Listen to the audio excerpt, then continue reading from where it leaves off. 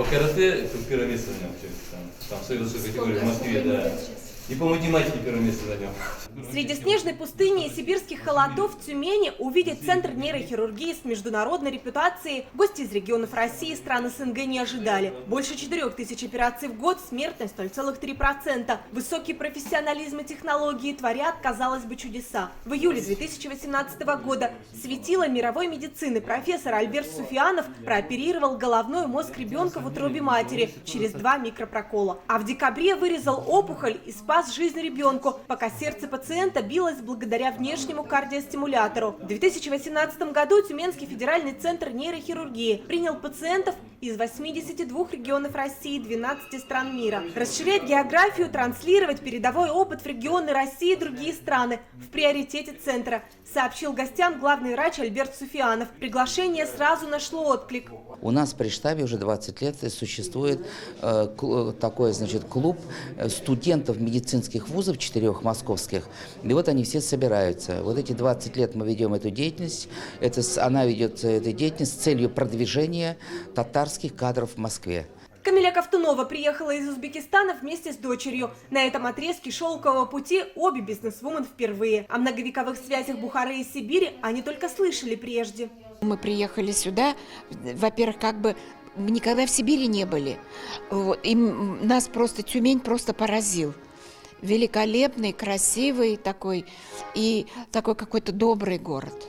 И я думаю, что мы сюда будем часто приезжать. К нам приходит очень много с предложениями китайцы, у нас очень много приходят корейцы.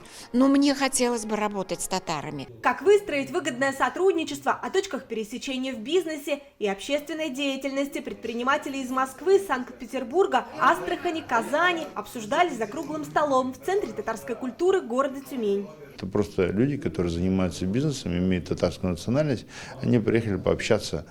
Ну, мы можем посоветовать, помочь, сказать, где, что, как сделать правильно.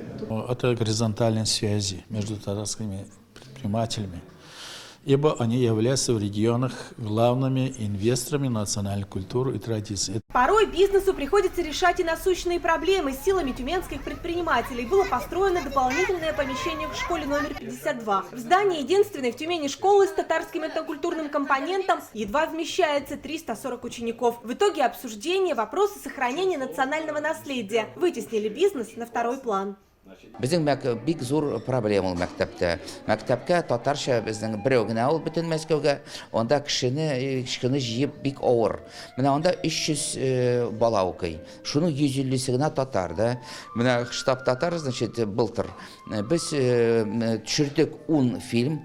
Без анда апардык 6 тапкыр шундый артистлар, политиклар инде. Без ул мәктәпне бик хәзер хәтим күтәрергә, бөтен җиргә инде күрсәтергә. И менә результатом и в нашей работе тоже 75 бала быел безнең күбәйде ул мәктәптә. В Тюменской области при поддержке Конгресса татар и местных бизнесменов проходят фестивали, конкурсы, научные конференции, издаются книги. В планах у бизнесмена Нурлы Сатарова создание городского татарского театра. София Хайруллина, Рустам Салтукиев, ТНВ Тюмень.